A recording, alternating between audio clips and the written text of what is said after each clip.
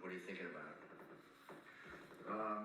The Great Northern is it's a lot of work for us to do in 2 days. They're both full days, so there's not much wiggle room. It's kind of like the firemen's. We just have to tough it out, and shoot the stuff. I want to let you know on Monday, Beverly is going to come visit. Why do we only have 2 days? We're in stages. Why do we have to do it in 2 days? Why? I will tell you, in terms of Beverly, her availability, we have her for these 2 days, and that's it. Well, there's a lot of scenes without Beverly. There's Sheriff Truman's scene. We could Ben. Now this finishes Ben. That finishes Ben. So we pay him more money to keep him around. Well, I know, but the thing is, we're not on location where we have to, that we own the stages, it just drives me nuts. Yeah, this is so fucking reasonable. Somebody arbitrarily says you gotta do it in 2 days. That fucking really pisses me off. Yeah, absolutely. I'm so on Team Lynch here. I'm not working this way again. He owns these fucking stages. Absolutely. He's hiring these people. We never get any extra shots. We never get any time to experiment. We never get to, go dreamy or anything. We barely fucking make our days. I could have spent a week in the firemen's. I love that place. And dream up all kinds of stuff. And this is the guy that's bankrolling this whole project. It's sick, this kind of fucking way to do it. Yeah. You don't get Fuck these people. Sink into anything. This guy's paying you money to make his show, and they're saying, you only have 2 days. Yeah, fuck yourself. How about fuck you? Bang, bang, bang. It's like a fucking... How about let me make my fucking show? Better as we go into our stage work. Maybe we won't make it in 2 days. So we start preparing for that. Exactly, Jesus, man. We just have to pay Ben. He's the most patient fucking dude there is, and even him, he's just like, for God's sake, I'm paying you people. How about we do it in more than 2 fucking days? Just the way to do it efficient. Oh, efficient. Fuck yourself, bro. Okay. Yeah, exactly. He's like, he gives up now. We're okay. We probably can do it. If the lighting's real slow, we may just say, let's come back and shoot that scene with Ben 1 in the morning. And the truth is, our next day in the sheriff's office, I think, is mellow. It will be Friday, and I'm thinking we're going to be in good shape. Well, I have no ideas for Sheriff Truman's office. We're going to have 15 people standing around, and I don't have a fucking clue what I'm going to do. Bruh. That's why it was like the fucking what a beautiful frame to pause on. That's why the return ended how it did, because these cunts rushed him into not even being able to finish the return. So he was like, what? I don't even have a fucking clue what we're doing. Okay, we've got all the actors in here on this day that you've told me I have to be here to do my shit.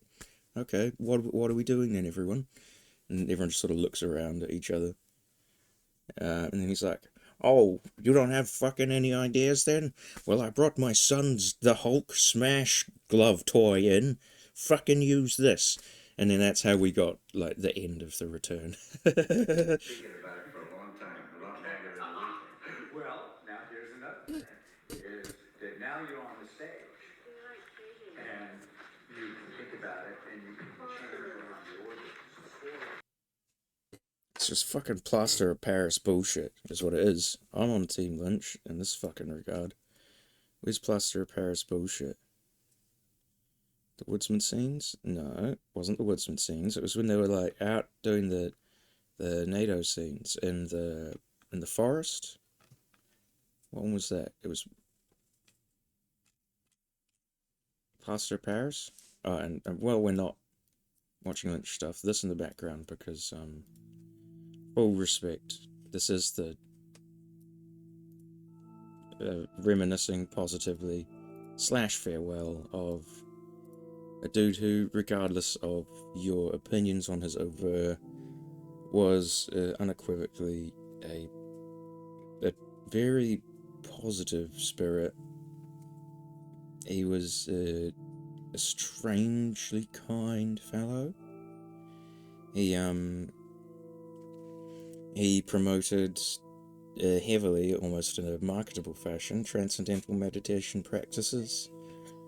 So even outside of his work as an artist, had major rippling influences of positivity throughout the world, such that, like I was saying, regardless of your opinion on his art, you can't deny he was a good fucking dude.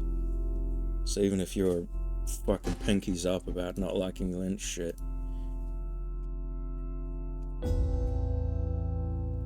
he was a brilliant man, and he's immediately missed.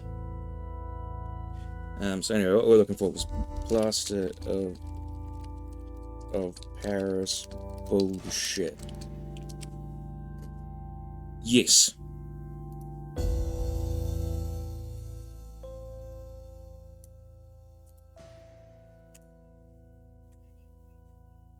This is the man who's paying all these people to make the fucking reboot of a beloved iconic show. Oh, it's not the full segment, but it's the money shot of it. But yeah. And he's out on location.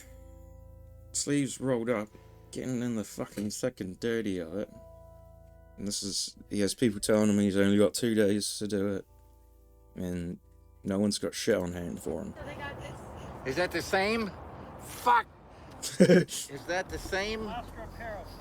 Plaster of Paris bullshit! That's iconic. Plaster of Paris bullshit! Yeah, man. You're missed. You are missed. What a beautiful soul you were. Lost Highway, probably considered the darkest, most incomprehensible. Oh, by who? Normies. Mm-hmm. You see it as dark and incomprehensible? No. I see it as, there's this thing, I now... If you see any Lynch pieces as dark and incomprehensible, you're fucking incomprehensibly basic, bruh. Looking back... You're probably the kind of person who watches like fucking Eyes Wide Shut or Inception and goes, whoa, what crack were they smoking to come up with that buzzy stuff? Whoa, fuck yourself. See it as... And now you'll pretend to mourn starting the loss of Lynch with the as if you ever had Ocean fucking trial taste. that I was kind of obsessed with. And it struck me how someone could do murders and then go on living with themselves. So that idea led to, my first, visits with Barry Gifford, and we were talking and kind of talking about things, and it just something clicked, and we started working on this, and in working on it found out there is a medical name for this thing, psychogenic fugue, where the mind tricks itself, and you can either take on another identity or you do what you have to do to hide those things from yourself. Does duality play a lot in your work? What fucking basic questions? Yeah, duality, yeah. Yeah, even he's laughing at that. Like, yeah, are you serious, bro? That's all you have to say. Yeah. Well, I mean, it's how basic a fucking question is it? What answer were you expecting with such basic a question, you fucking nonce? Let's see what other dumb questions that arsehole had for him, huh? Ideas are the number one thing. And if you have some, if you have the first idea, that's the most critical one. And then I say it's like bait in fishing. That idea will, if you focus on it, it'll draw other ideas in. But you don't know. Like fishing, you have to have patience. You don't know how long it'll take. But if you keep focusing on it and wiggle the line a little bit, it'll bring them in. How interested are you in logic in any traditional sense? Because some of the films do. No, Oh, all fuck of them off, have a you logic. idiot. I'm very interested in logic.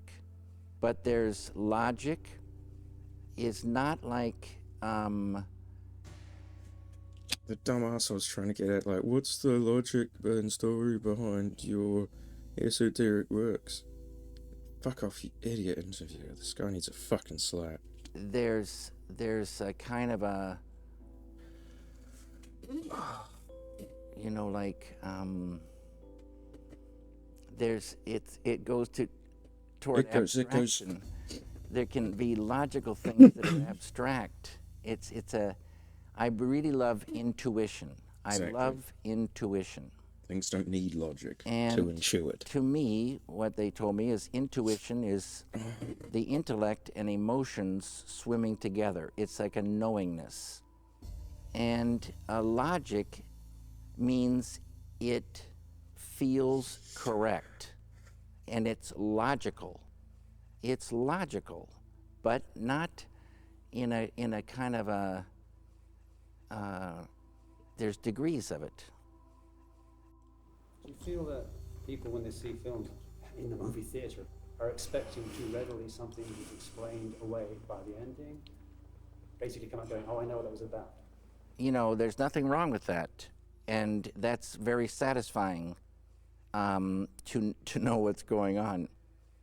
But at the same time, I love abstractions, and the power of cinema to tell abstractions is huge. So it's as if people either don't have so much intuition, or they don't trust their intuition, or whatever. And there's a lot of noise in the cinema, and if you're not paying attention, because every little thing is got to be right, and you can kind of, you got to get into that world, and then trust your own intuition.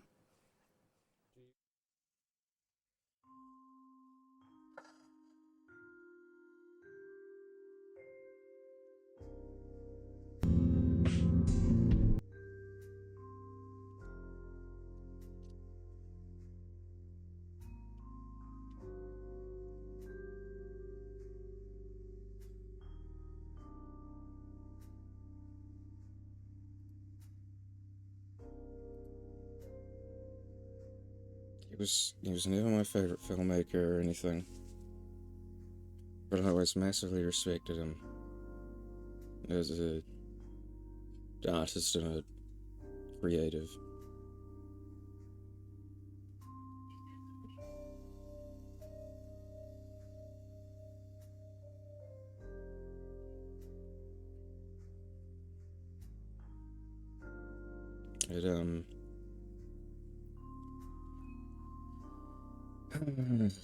Well, the opportunity's gone now, but it was a lifelong dream of mine to, and like I said, he wasn't my favorite artist or filmmaker or anything, but it had always been a lifelong goal, ambition of mine to just, to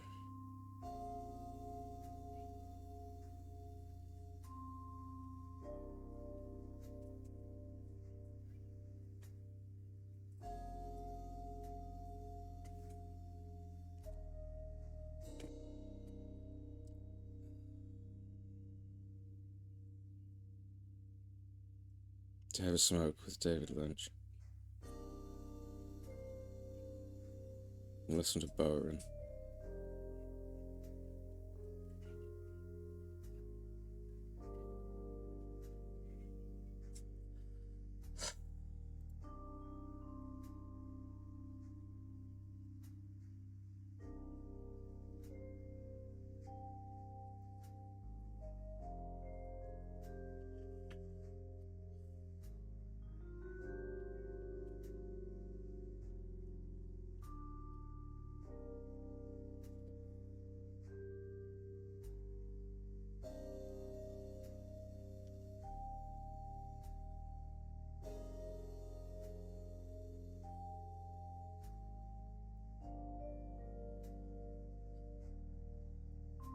Maybe in dreams, or perhaps in the next life, my friend.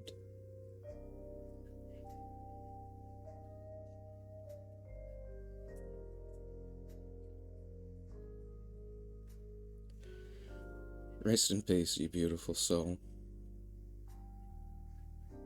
I miss you already.